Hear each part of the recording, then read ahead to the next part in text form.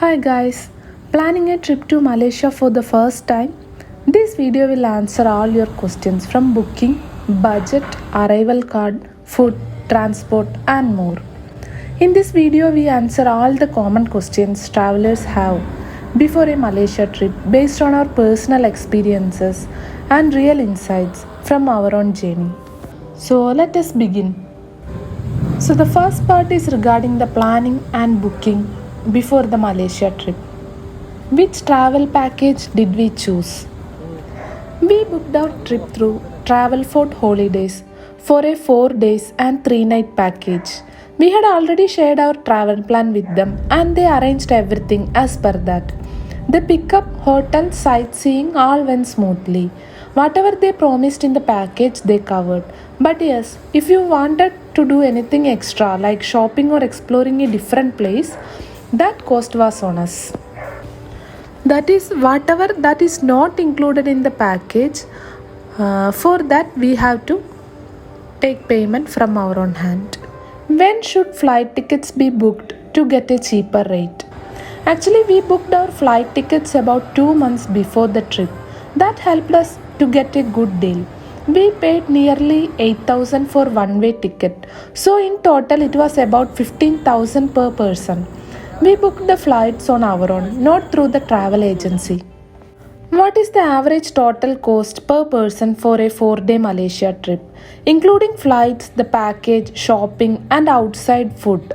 The total cost that came to us was about 35,000 to 37,000 per person. We were 4 people, and this was the overall expenses for each individual person. Is a visa required for Indians to visit Malaysia? No, Indians don't need a visa to visit Malaysia right now, but you do need to fill out something called digital arrival card before your travel to Malaysia. What is a digital arrival card and how to fill it? Digital arrival card is an online form you need to fill within 3 days before your Malaysia trip. You will need details like your Aadhaar and passport number and your hotel booking information. Our travel agent filled it for us, so it was hassle free. If you are doing it on your own, it is quite easy. Just go to the official site and submit it. What are the must have things before filling the arrival card? You need to have your confirmed hotel booking, your passport and Aadhaar number, and the travel dates. They will ask for your stay details, so better to have your hotel booked before filling this digital arrival card. What documents are needed at immigration in Malaysia? At immigration, they will ask for your passport, the digital arrival card in PDF format on your phone, and the return ticket. And sometimes they may ask how much money you are carrying. So keep some Malaysian ringgits in your hand. Is a return flight ticket mandatory for entry into Malaysia? Yes, it's a good idea to have a return ticket ready. They may or may not ask for it at immigration, but just to be safe, keep it handy. How much local currency should be carried while entering Malaysia? Well, if you are going on a budget friendly trip, then nearly 2000 to 2500 worth of Indian money, that is 2000 to 2500 Indian rupees, shall be enough for a 4-day Malaysia trip. Each of us carried around 2000 worth of Indian money in hand, that is 2000 rupees in hand. That's just the liquid cash. It's always good to have some local currency with you for small expenses or in case the immigration officer asks how much you are carrying. Just to give you an idea, 1 Malaysian ringgit is roughly equal to 20 Indian rupees. Apart from this cash, we also used a credit card. In total, we spent around 4000 rupees per person on food and shopping during the trip. Where can we exchange money, India or Malaysia? You can exchange money in both places, but we exchanged it in India itself before the trip. It was more convenient for us, but you will find money exchange counters in Malaysia too, especially at the airports. Is credit cards accepted? Yes, credit cards are accepted in most places, but just make sure you carry a credit card without a foreign exchange or forex charges. We used the Scapia credit card. It had zero forex charges and worked at almost all the stores in Malaysia. Is it better to exchange for Malaysian ringgits in India or Malaysia? It is actually better to exchange currency from India itself before you travel. Sometimes the airport authorities might ask how much cash you are carrying, so it's good to have some Malaysian ringgits in hand. What kind of food options are available in Malaysia? The food is generally healthy but less spicy compared to Indian food. But don't worry, there are lots of Indian and Asian restaurants around, especially in Kuala Lumpur. So, you will always find something that suits your taste. Are Indian restaurants available in Kuala Lumpur? Yes, plenty of Indian restaurants are available in Kuala Lumpur. You will find both North and South Indian food options, along with other Asian cuisines like Thai, Chinese, and local Malaysian dishes. How did we manage drinking water during our trip? Our hotel, that is the hotel we stayed, was at Metro Star. It had a filtered water dispenser, so we just fill bottles before heading out every day. That way, we saved money and avoided buying bottled water everywhere. What type of charger is needed in Malaysia? Malaysia uses the Type G plug, the same one used in the UK. So carry a Type G adapter or a universal travel adapter to charge your phone and camera. Is Wi-Fi easily available for tourists?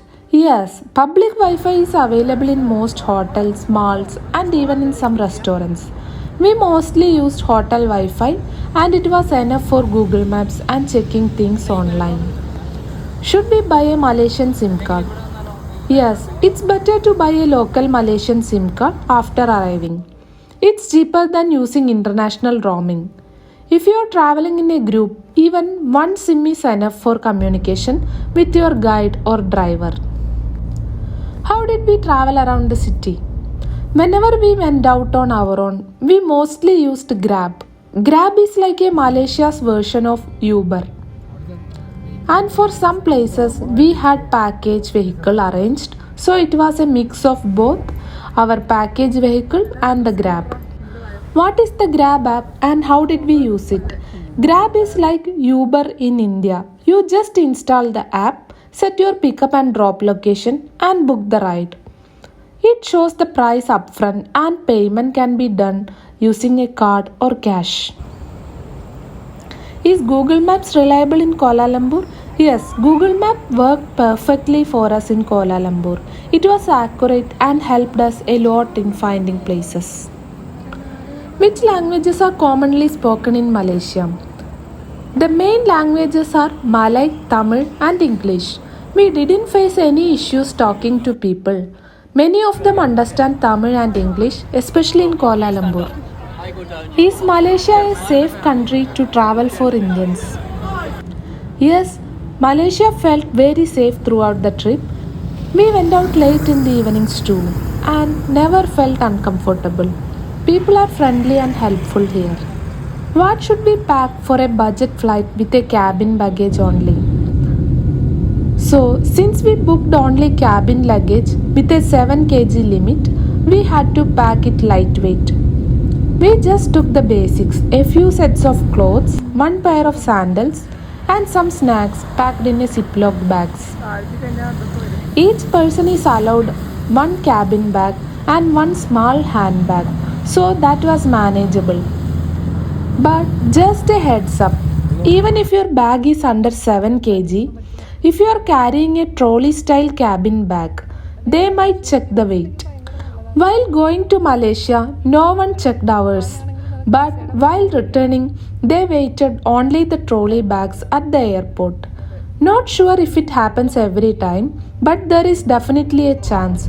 So it is better to keep your bag light and within the limit just to be safe. What are the airline rules for carrying liquids? You can carry up to 1 liter of liquid per person in a cabin bag, but each bottle should be 100 milliliter or less, and all liquid must be packed in a transparent bag. We bought a transparent travel pouch from Amazon for carrying liquids alone. So yes, these were some of the tips and things we dealt during our Malaysia trip. Just thought of sharing them so it helps someone who is planning their trip. If you have been to Malaysia and have any extra tips or experience, feel free to drop them in comments. Would love to read and it might help others too. Hope this helped you plan your Malaysia trip. Don't forget to like, comment and subscribe.